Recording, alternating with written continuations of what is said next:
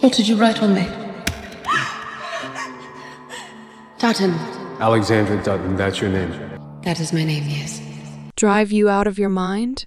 After all the hell you suffered through to get here, this is what you do? Be a bagman for your cousin's blood? Stains the snow. Gunshots echo through the valley.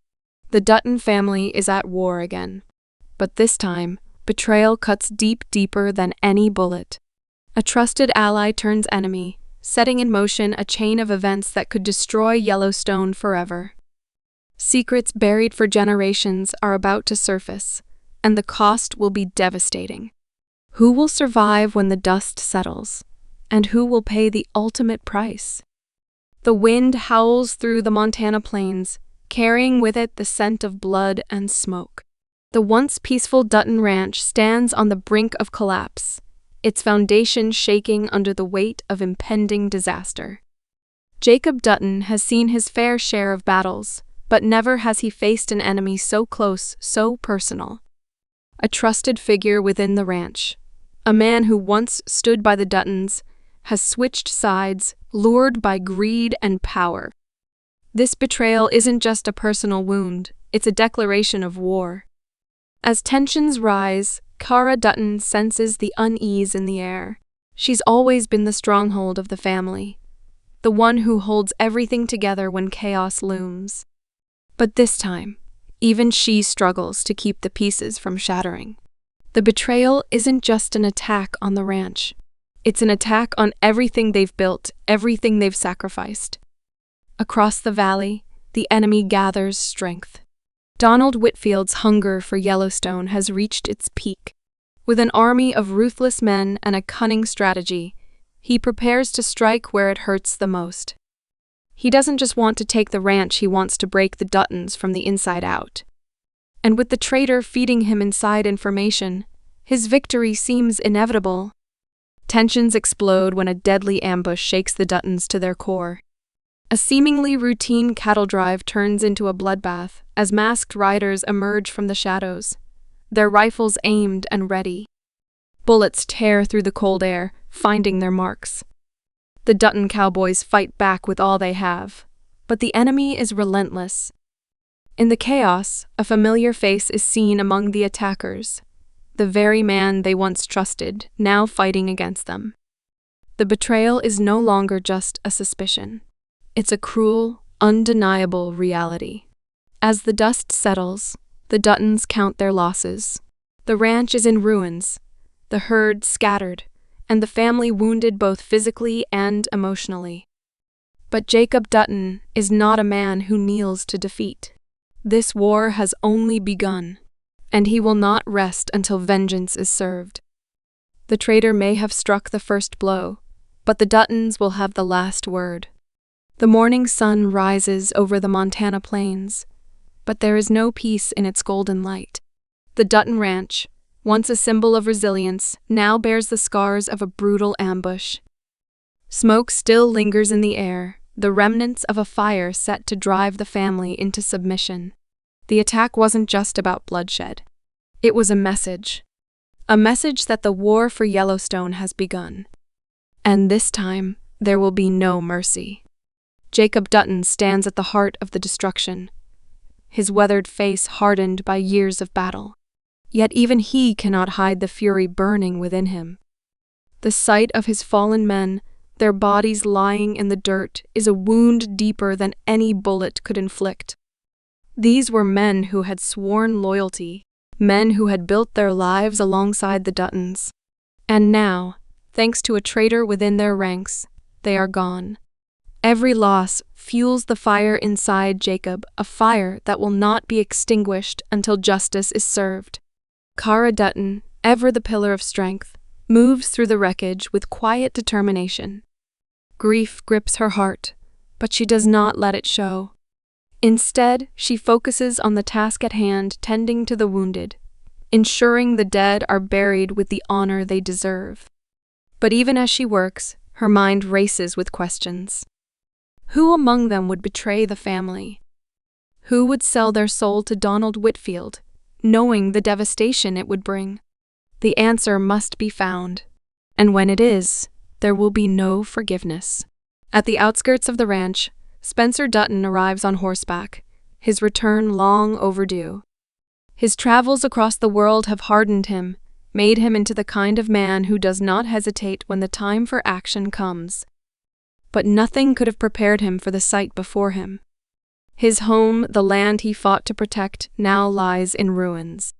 The moment his eyes meet Jacob's, no words are needed. War is here, and Spencer knows exactly what must be done. Meanwhile, in the darkened halls of Donald Whitfield's estate, the man himself watches with satisfaction.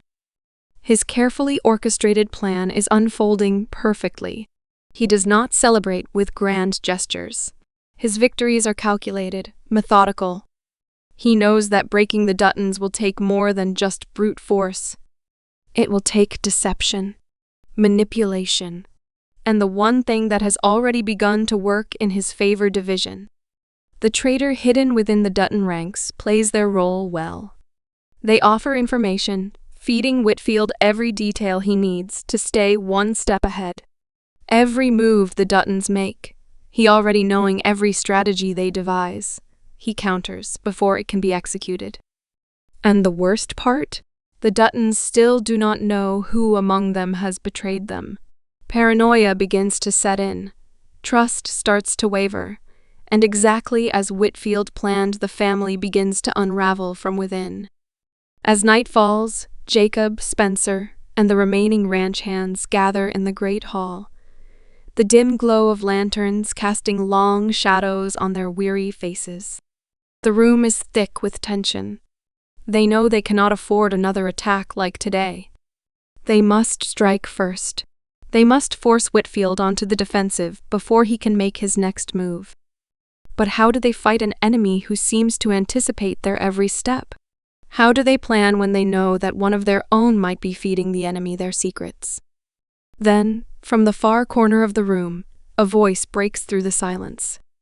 Jack Dutton Young, but no less determined, speaks the words no one wants to hear, but all are thinking. We have a snake among us. The reality is undeniable. Until the traitor is unmasked, the Duttons will never be safe. Outside, the night is still. The ranch, though battered and bruised, stands defiantly against the darkness.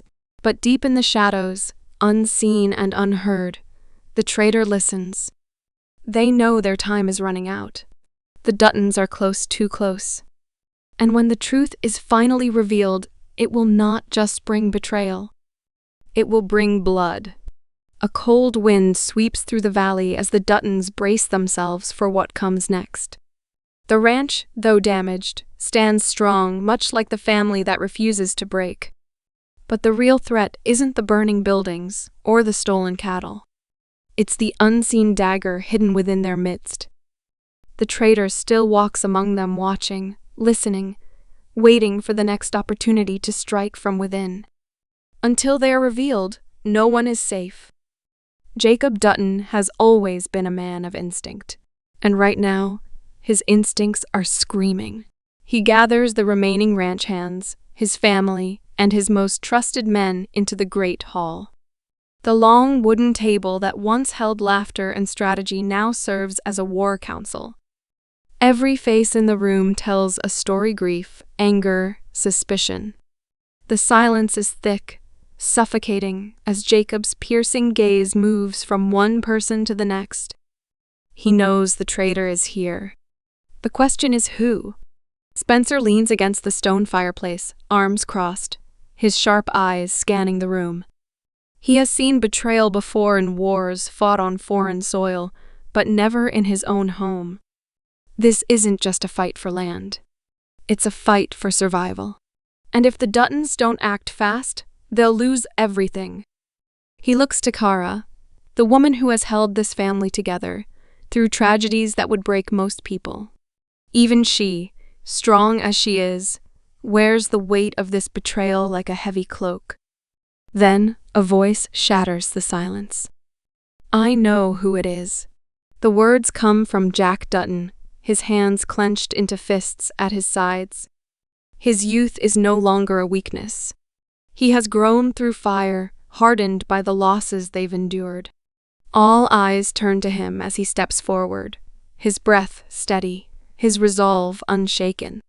He's put the pieces together, the small details that didn't make sense before, but now form a perfect, damning picture. The room tenses as Jack locks eyes with the traitor. A single name is spoken, and in that instant, everything changes. Gasps ripple through the room. Hands instinctively reach for weapons. The accused pales under the weight of their own treachery. "I never wanted it to come to this," the traitor whispers, their voice laced with regret. But not enough to undo what they've done. Their betrayal was not just for money, not just for power. It was for survival.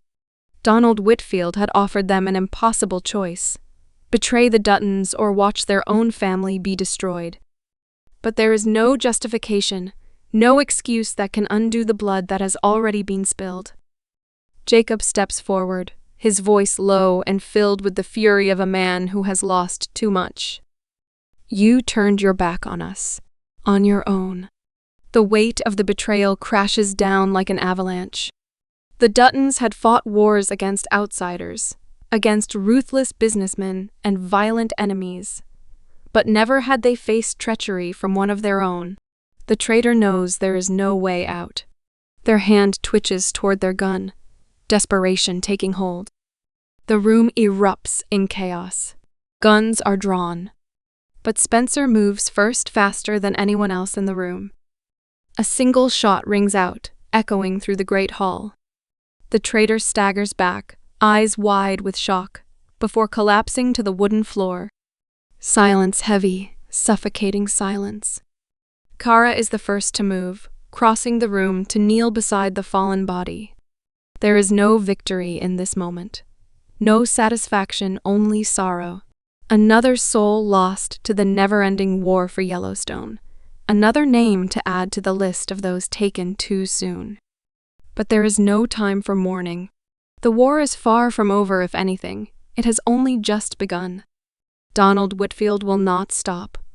And now that his inside source has been cut off, he will be more dangerous than ever.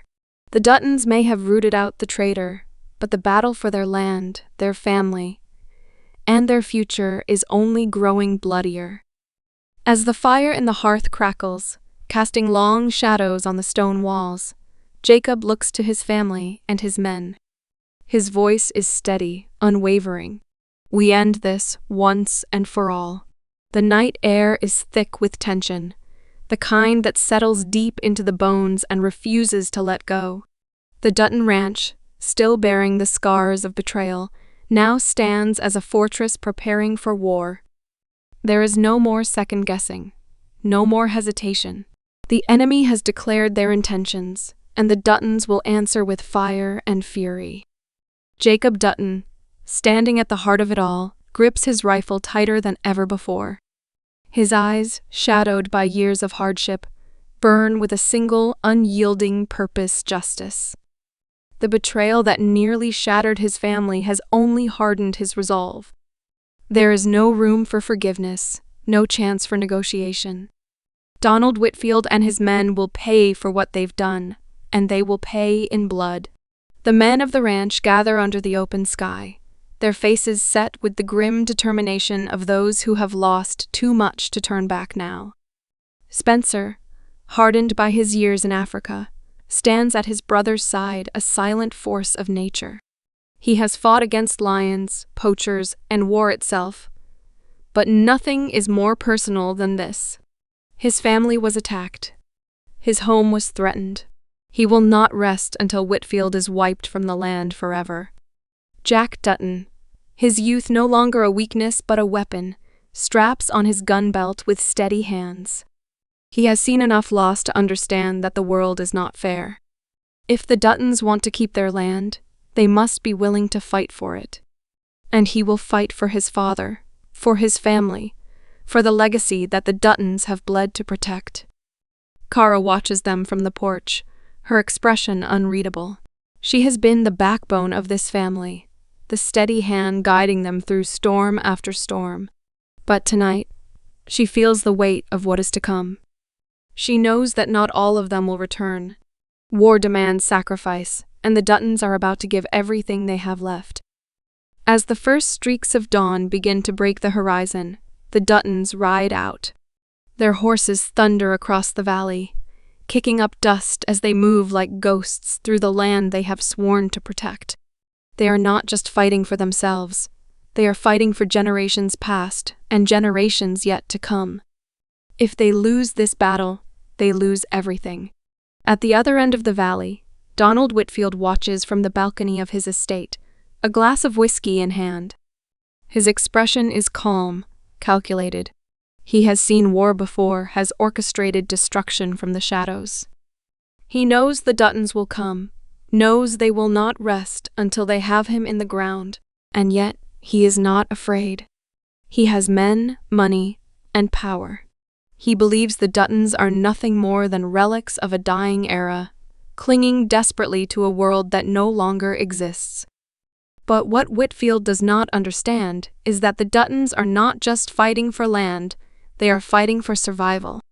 And there is no force more dangerous than a family backed into a corner with nothing left to lose. The first gunshot shatters the morning stillness. Chaos erupts. The Duttons ride straight into the heart of Whitfield's forces, bullets cutting through the air like lightning. Spencer moves like a predator, precise and deadly, taking down enemies with every shot. Jack, despite his youth, fights with the fire of a man who has already lost too much. And Jacob, the unwavering leader, charges forward with a fury that has been building for far too long. Whitfield's men fire back, but they are not prepared for the sheer force of the Duttons' rage. One by one they fall, their numbers dwindling under the relentless onslaught. The valley once peaceful is now a battlefield, soaked in dust and blood.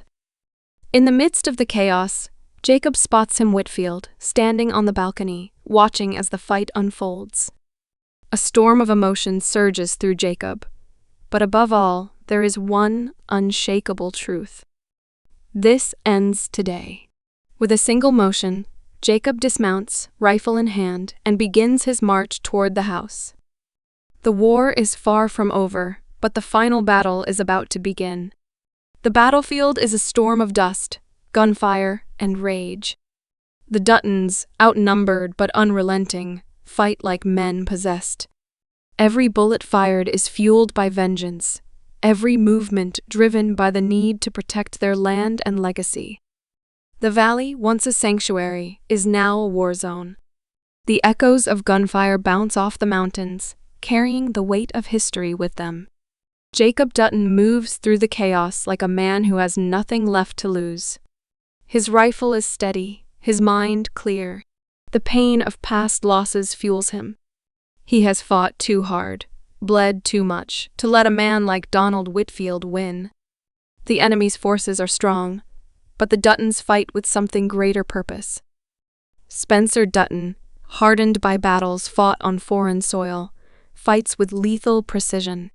His instincts, sharpened by years of survival, guide his every move. He takes down Whitfield's men one by one, his expression cold and determined. He knows that hesitation means death. He also knows that if they fail today, the Dutton name will be buried beneath the greed of men like Whitfield. Jack Dutton, no longer the reckless boy he once was, stands his ground with the weight of his family's future on his shoulders. The anger that has been simmering inside him since the attack on the ranch now burns uncontrollably. He fires with unshaking hands, his eyes fixed on the enemy. This is no longer just a battle for survival. It's personal. Then, something changes. A distant explosion rocks the valley. Smoke rises from the enemy's supply wagons, an unexpected disruption that sends Whitfield's forces into disarray. Confusion spreads through the ranks, and in that moment, the Duttons seize their opportunity. Jacob, Spencer, and Jack push forward, leading the charge with renewed ferocity. The enemy, caught off guard, begins to falter. The Duttons fight with everything they have, every ounce of strength drawn from the generations before them. And then Jacob sees him. Donald Whitfield stands in the distance, his once calm demeanor replaced with something colder fear. Jacob doesn't hesitate. He moves through the battlefield like a predator stalking its prey, his rifle aimed at the man who nearly destroyed his family. Whitfield's men try to block his path, but Jacob cuts through them with ruthless efficiency. Whitfield, realizing the fight is turning against him, begins to retreat toward his estate. The walls of his grand home, once symbols of his power, now feel like a prison closing in around him.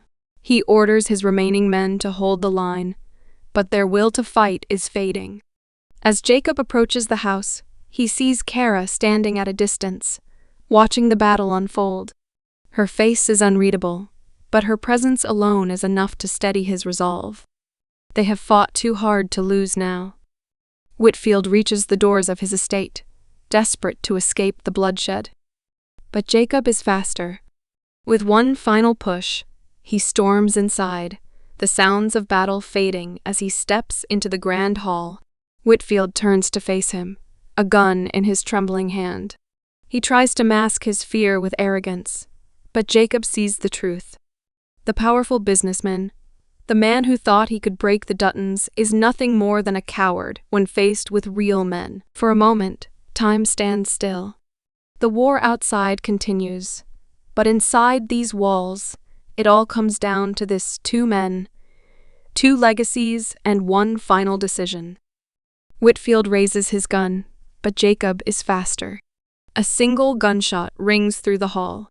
Whitfield staggers back, his grip loosening as blood seeps through his shirt. He looks down in disbelief, as though he never imagined this could be his fate. He tries to speak, but no words come. His reign is over. Jacob stands over him, rifle still in hand, his face unreadable. This was never about revenge. It was about justice, about protecting everything that matters. Outside, the battle is ending. The Duttons have won. The price was high, but their land, their family, and their legacy remain intact. As the sun begins to set over the valley, the Duttons gather once more. They are battered, bruised, but victorious. They know this war is far from over. There will always be men like Whitfield, but as long as the Duttons stand together, they will never fall. And so, the story of the Duttons continues. Their fight is not just for themselves, but for the generations yet to come. The war for Yellowstone may never truly end, but tonight they have won. But at what cost? The dust settles over the valley, the echoes of gunfire fading into silence. The battlefield, once filled with chaos and fury, is now eerily still. The bodies of Whitfield's men are scattered across the land, some lifeless, others groaning in pain. As the last embers of battle flicker out, the Duttons stand among the wreckage, their faces hardened by what they've endured. Victory may be theirs, but the cost has been heavy. Jacob Dutton leans against his rifle, his breath slow and labored. The years have weighed on him, and this battle has drained what little strength he had left. His eyes scan the land, searching for his family. He sees Jack bloodied but standing, his face streaked with dirt and sweat. The fire in his eyes has not dimmed. If anything, it burns brighter. He is no longer the reckless young man he once was. He is a warrior now, shaped by loss, hardened by war. Spencer stands a few feet away, his rifle lowered. His time in distant lands had prepared him for battle, but not for this. War on foreign soil was one thing. War on his family's land was another. He knows this fight will never truly be over. Men like Whitfield are like weeds, cut one down, and another will take his place. The only way to protect Yellowstone is to never stop fighting. Jacob's gaze finally lands on Kara, standing at the top of the steps of their home. She is the pillar that has held them all together, the unwavering strength behind their survival. But even she cannot hide the toll this has taken. Her dress is stained with blood, not hers, but that of the men who tried to rip this family apart. Her hands tremble slightly as she clutches the railing, but her eyes are as sharp as ever. This is the price of being a Dutton. And then there's the house, the grand estate that has stood as a testament to the Duttons' power. Now, it bears the scars of war. Windows shattered, doors barely hanging on their hinges, walls riddled with bullet holes. It has survived, just as they have. But it is not the same. Nothing will ever be the same again. The Duttons are victorious, but victory does not bring peace.